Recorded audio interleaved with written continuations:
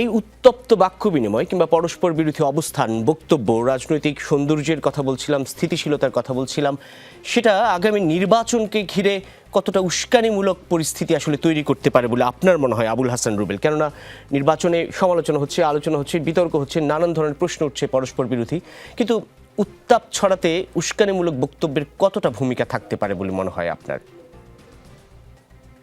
ধন্যবাদ আপনাকে।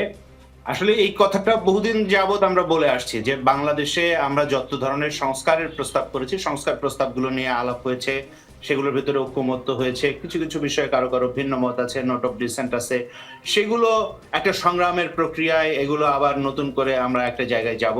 কিন্তু রাজনৈতিক সংস্কৃতির যদি পরিবর্তন না হয়, তাহলে আসলে কাগুজের সংস্কার দিয়ে আসলে খুব বেশি লাভ হবে না। রাজনৈতিক সংস্কৃতির একটা পরিবর্তন খুবই জরুরি, এবং আমরা আসলে পরস্পরের বিরুদ্ধে প্রতিদ্বন্দ্বিতা করব।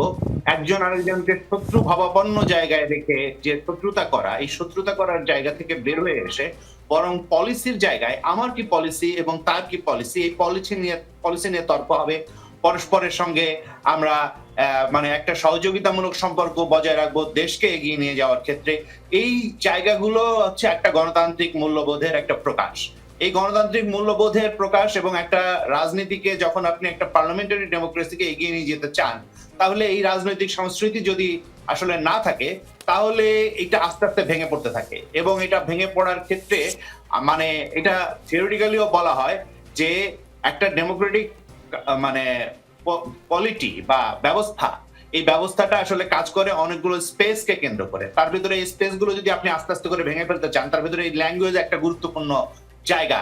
এই জায়গাটা যখন আমি ভেঙে ফেলতে গিয়ে, তখন আসলে এই প্রতিদ্বন্দ্বিতাটা একটা শত্রুতায় রূপান্তরিত হয়ে যায়, এবং শত্রুতার জায়গা থেকে তখন আসলে পরস্পরের সঙ্গে নানা ধরনের মানে সংঘর্ষ এবং অন্যান্য জিনিসেরও আসলে আবির্ভাব ঘটতে পারে।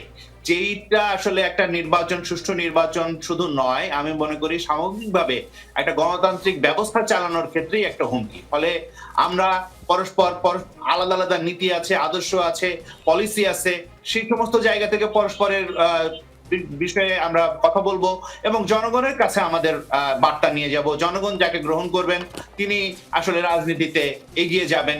এটাই আসলে একটা গণতান্ত্রিক পদ্ধতির নিয়ম, এবং সেইটার ভেতরেই যদি আমরা কাজ করি, সেক্ষেত্রে এই ভাষাও একটা গুরুত্বপূর্ণ তার অংশ, এবং এই ভাষাটা দিয়ে যদি আমরা আসলে শত্রুতা যদি তৈরি করি, তাহলে গণতান্ত্রিক ব্যবস্থাটাও ভেঙে পড়ার দিকে অগ্রসর হতে পারে বলে আমার মনে হয়।